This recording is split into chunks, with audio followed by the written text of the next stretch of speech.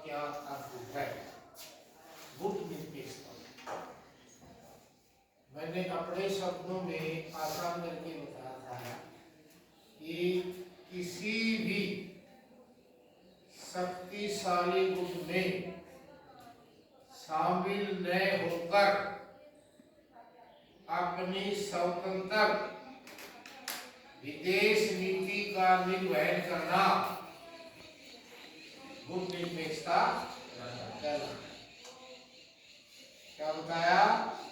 किसी भी शक्तिशाली गुट में शामिल न होकर अपनी स्वतंत्र विदेश नीति का निर्वहन करना गुट निरपेक्षता।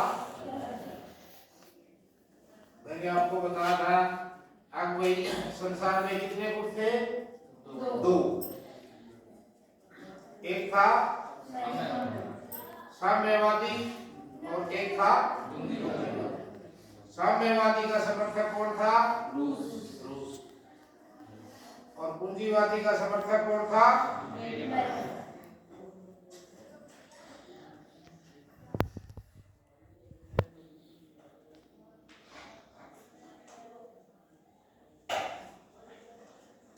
अब आता है गुट निरपेक्ष आंदोलन के उद्देश्य। भाई इसके उद्देश्य के लिए किन उद्देश्यों को है लेकर के बनाया? क्या उद्देश्य थे इसके? कोई भी चीज हम लागू करते हैं तो सबसे पहले वो चीज क्या है और उसके फायदे और नुकसान के, उसके कार्य क्या है, उसके उद्देश्य क्या है। तो नंबर 1 पर आता शांति। नंबर 1 पर क्या आ गया?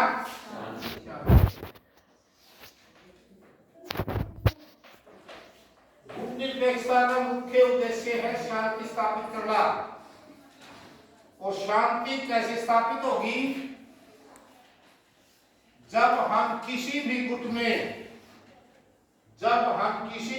में शामिल नहीं होंगे। जब हम किसी भी गुट में शामिल नहीं होंगे। गुट निरपेक्षता का 1 नंबर का उद्देश्य है शांति स्थापित करना। ठीक है ना? बाबा साहब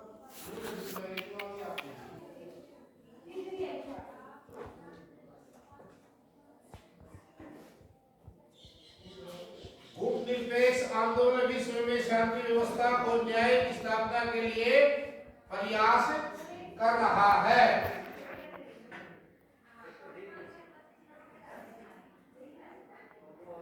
शांति स्थापना जरूरी है। यदि शांति स्थापित होगी तो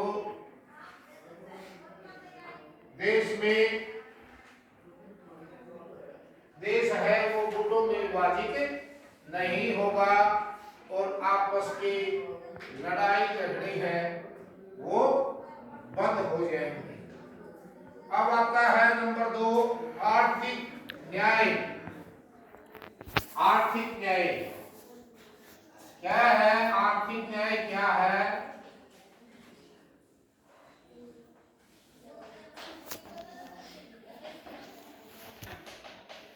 आर्थिक न्याय क्या है? इन परिस्थितियों में आर्थिक न्याय का हमें लाभ मिलता है। गुट निरपेक्ष आंदोलन का उद्देश्य विश्व में विद्यमान आर्थिक विषमता को दूर करके सभी देश अंतरराष्ट्रीय स्तर पर आर्थिक न्याय को उपलब्ध कराने का समर्थन दें। कहते हैं कि आर्थिक विषमता को दूर करना गुट निरपेक्ष आंदोलन का मुख्य उद्देश्य है। आर्थिक विषमता को दूर करना। भाई जो देश ज्यादा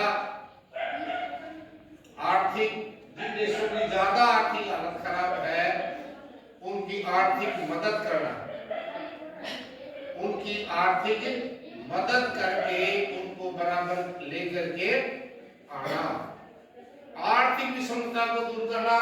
और आर्थिक विषमता दूर कब होगी? जब जिन देशों की आर्थिक स्थिति कुछ खराब होगी तो हम उनकी सहायता कर सकते। अगला है निःशस्त्रीकरण। नी क्या बताया मैंने? निःशस्त्रीकरण।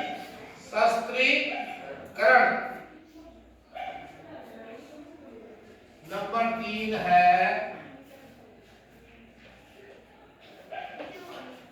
नी।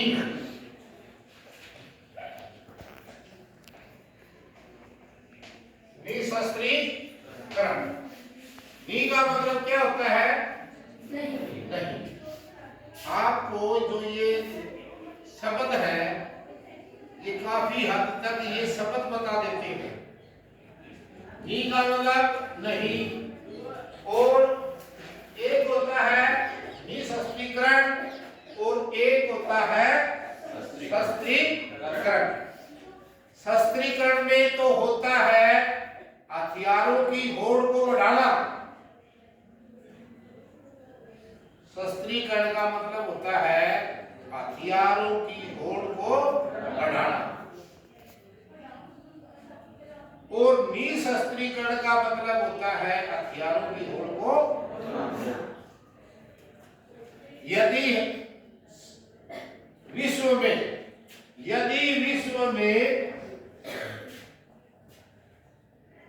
शांति स्थापित करनी है, यदि विश्व में शांति स्थापित करनी है तो निःशस्त्रीकरण को बढ़ावा देना पड़ेगा, इसको बढ़ावा देना पड़ेगा।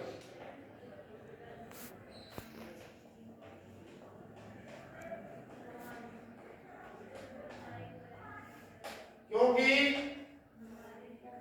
जितना पैसा, जितनी आर्थिक स्थिति डामाडोल लड़ाई में होती है इतनी किसी में नहीं होती। ठीक है ना भाई? अब ये कहता है कि निःशस्त्रीकरण, यदि सभी देश निःशस्त्रीकरण की नीति को अडॉप्ट कर लेते हैं, निःशस्त्रीकरण की नीति को अपना लेते हैं, तो विश्व में शांति स्थापित हो जाएगी। और हथियारों की होड़ है, हथियारों की होड़ है वो रुक जाएगी। अगला है गुटनिरपेक्ष आंदोलन के सिद्धांत। भाई इसके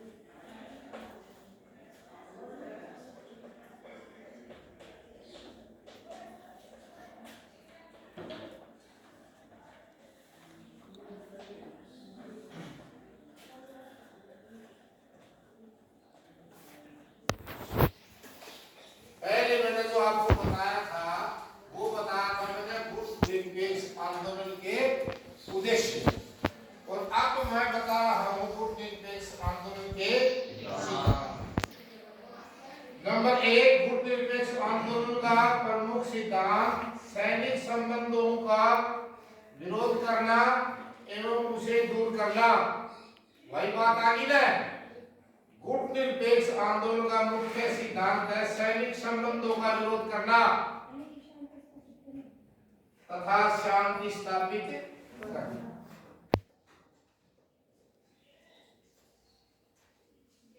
जब हम जो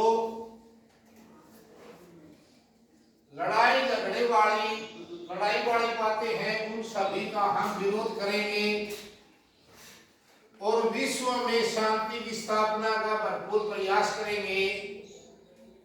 इसका मतलब ये है कि हमने गुट निरपेक्षता को बढ़ावा दिया। क्यों? हम तो सारे देश में शांति चाहते हैं।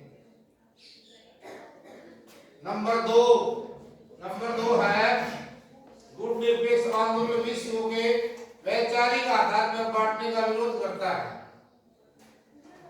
गुट निरपेक्ष आंदोलन है विश्व को वैचारिक आधार पर बांटने का विरोध करता है। नंबर 3 है गुट निरपेक्ष आंदोलन मित्रता एवं समानता में विश्वास करता है। मित्रता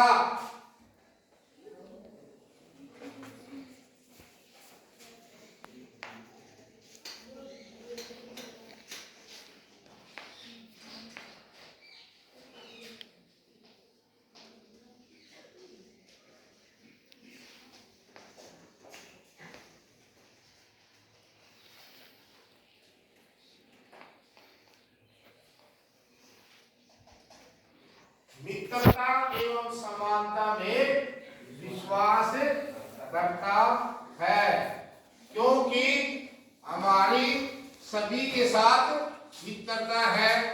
हम किसी भी गुट में शामिल नहीं है, हमारी सभी के साथ मित्रता। अगला है गुट निरपेक्ष आंदोलन संयुक्त राष्ट्र जैसे विश्व संस्थानों का समर्थन करता है। गुट निरपेक्ष आंदोलन संयुक्त राष्ट्र जैसे विश्व संस्थानों का समर्थन करता है। इसके ये आपको मैंने बताए हैं, इसके उद्देश्य और सिद्धांत, और ये क्वेश्चन भी इसी प्रकार से आता है कि गुट निरपेक्ष आंदोलन के गुट निरपेक्ष आंदोलन क्या है और इसके सिद्धांत या उद्देश्य क्या है। अब इसी में क्वेश्चन एक आता है कि भी गुट निरपेक्षता नीति अपनाने के कारण क्या है।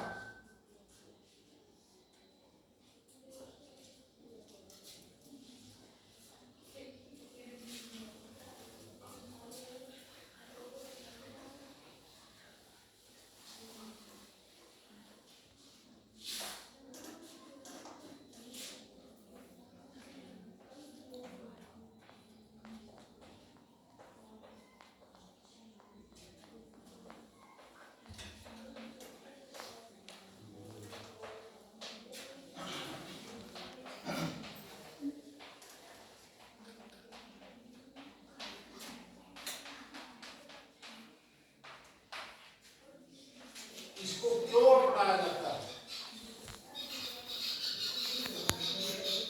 नंबर 1 है आर्थिक पुनर्निर्माण।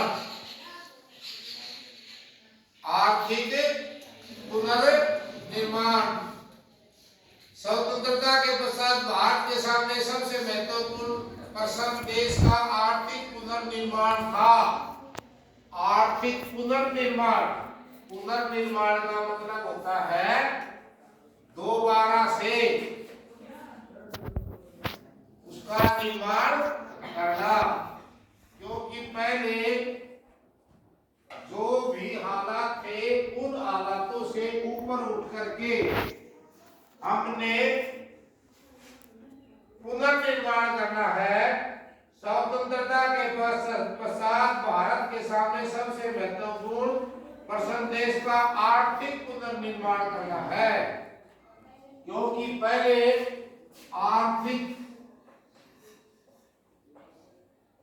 पहले जो आर्थिक स्थिति थी उससे और बेहतर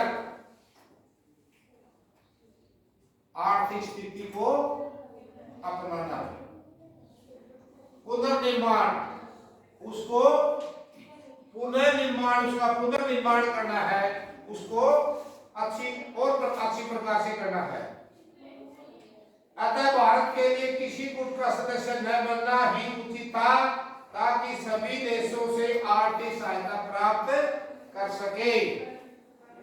क्योंकि यदि भारत किसी भी एक गुट में शामिल हो जाता है तो दूसरा गुट उसके विरुद्ध हो जाता है,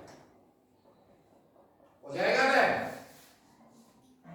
तो दूसरा गुट उसके विरुद्ध हो जाएगा। तो सबसे पहले भारत के सामने सबसे पहले ये चुनौती थी कि हम किसी भी गुट में शामिल न हो और सभी देशों के साथ हमारे मित्रता, सभी देशों के साथ हमारे मित्रता के संबंध स्थापित हो। यदि हम किसी भी गुट में शामिल होंगे तो दूसरा गुट हमारे से विरुद्ध हो जाएगा, और जब हम किसी भी चीज का आयात या निर्यात करेंगे तो वो हमें मंजूरी नहीं देगा। सबसे बढ़िया, सबसे अच्छी बात क्या थी? सबसे अच्छी बात ये कि भारत के लिए किसी गुट का सदस्य न बनना ही उचित था, ताकि सभी देशों से आर्थिक सहायता प्राप्त की जा सके। और सभी देश आर्थिक सहायता जब देंगे जब सभी देशों के साथ हमारे मित्रता के संबंध स्थापित हो। ठीक है ना भाई? जब सभी देशों के साथ हमारे मित्रता के संबंध स्थापित होंगे तो ही इस कार्य हमें सफलता मिलेगी। अगला है स्वतंत्र नीति निर्धारण के लिए। नंबर 2 है स्वतंत्र नीति निर्धारण।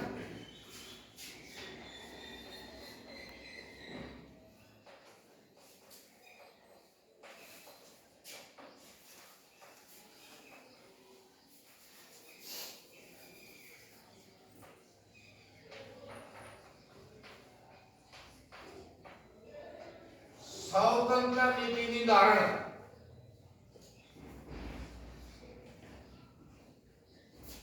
भारत ने गुटनिरपेक्षता की नीति इसलिए भी अपनाई ताकि भारत स्वतंत्र नीति का निर्धारण कर सके। स्वतंत्र नीति का निर्धारण कब होगा? जब हम किसी भी गुट में शामिल नहीं होंगे, हमारी विदेश नीति है वो स्वतंत्र होगी। हम किसी गुट में शामिल हो गए, उस गुट के अनुसार हमें कार्य करना पड़ेगा, उस गुट के अनुसार हमें कार्य करना पड़ेगा ना, नहीं करना पड़ेगा। और हमारी नीति ही स्वतंत्र होगी, हमारी नीति ही स्वतंत्र होगी। सभी के साथ हमारे सभी देशों के साथ हमारे मित्रता पूर्वक संबंध स्थापित होंगे तो हम अपनी स्वतंत्र नीति का निर्धारण करने में सफलता प्राप्त कर सकेंगे, क्योंकि हमारे ऊपर किसी का कोई दबाव तो नहीं है ना। क्यों नहीं है हमारे ऊपर किसी का कोई दबाव? क्योंकि हमने अपनी स्वतंत्र विदेश नीति का निर्धारण कर रखा। पंडित जवाहरलाल नेहरू ने ये कहा था कि हम विश्व के जो गुट शक्तिशाली गुट हैं किसी भी गुट में शामिल नहीं होंगे और अपनी स्वतंत्र विदेश नीति का निर्धारण करेंगे। किस लिए अपनाया था? अब हम सभी देशों के साथ मित्रता से संबंध स्थापित करेंगे। अगला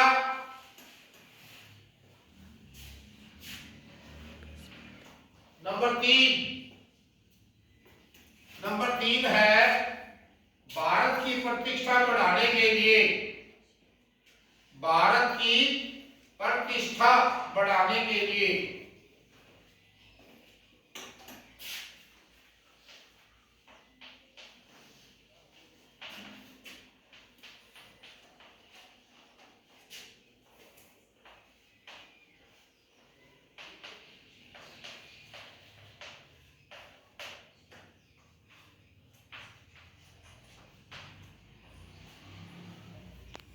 ये जिस प्रकार मैं डिजाइन कर रहा हूं ना, आपने भी अपना किसी प्रकार डिजाइन करनी है।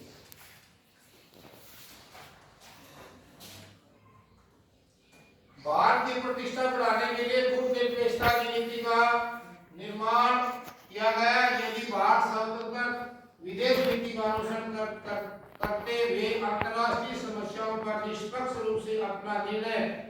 देता तो दोनों गुट उसके विचारों का आदर करेंगे।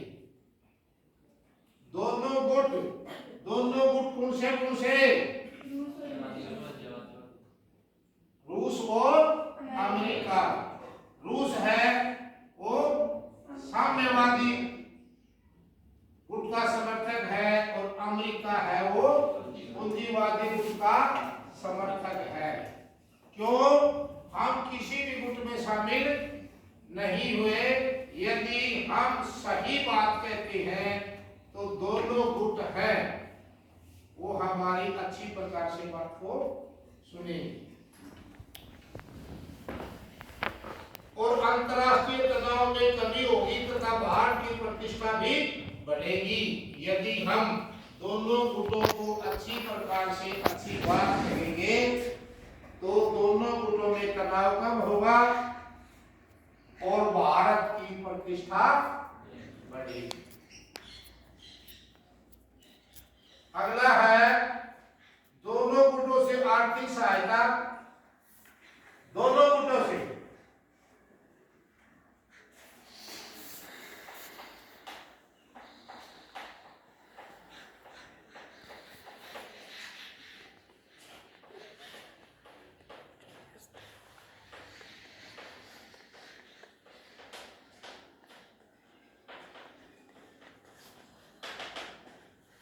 कहता है कि दोनों गुटों से आर्थिक सहायता। दोनों गुटों से आर्थिक सहायता कब मिलेगी? जब हम स्वतंत्र होंगे। जब हम स्वतंत्र होंगे। स्वतंत्र कब होंगे? क्योंकि हमने गुट निरपेक्षता के सिद्धांत का अनुसरण किया हुआ है। भारत ने गुट निरपेक्षता की नीति का अनुसरण किया। भारत ने गुट निरपेक्षता की नीति का अनुसरण किया। किस लिए किया? किस लिए किया? ताकि दोनों देशों से सहायता प्राप्त कर सके, आर्थिक सहायता। दोनों देशों से हम किसी भी प्रकार की आर्थिक सहायता, सैनिक सहायता प्राप्त कर सके। इसलिए दोनों गुट भारत को आर्थिक सहायता देने के लिए तैयार हो जाते हैं जब वो अपनी स्वतंत्र विदेश नीति का निर्धारण कर रहा हुआ होता है तब, ताकि दोनों गुटों में सहायता प्राप्त। भारत ने गुट निरपेक्षता की नीति का अनुसरण इसलिए भी किया ताकि दोनों गुटों से सहायता प्राप्त की जा सके और हुआ भी ऐसा ही। भारत ने गुट निरपेक्षता की नीति का अनुसरण इसलिए भी किया। किसलिए किया? कि दो गुट, साम्यवादी गुट और पूंजीवादी गुट, जब भी हम चाहें तो साम्यवादी गुट से भी सहायता ले सकते हैं और पूंजीवादी गुट से भी सहायता ले सकते हैं। यदि हम किसी एक गुट में शामिल हो जाते तो हमें दूसरे गुट से सहायता नहीं मिलती, क्योंकि दूसरा गुट है वो हमारे से नाराज हो जाता। इसलिए है भारत ने गुट निरपेक्षता की नीति को अपनाया। गुट निरपेक्षता की नीति को अपनाया और अपने स्वतंत्र विदेश नीति का निर्धारण किया।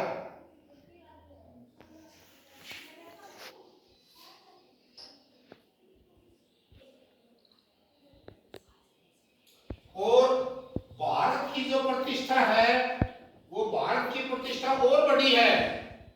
हम किसी गुट में शामिल नहीं हुए हैं तो भारत की प्रतिष्ठा बड़ी है। यदि हम एक गुट में शामिल हो जाए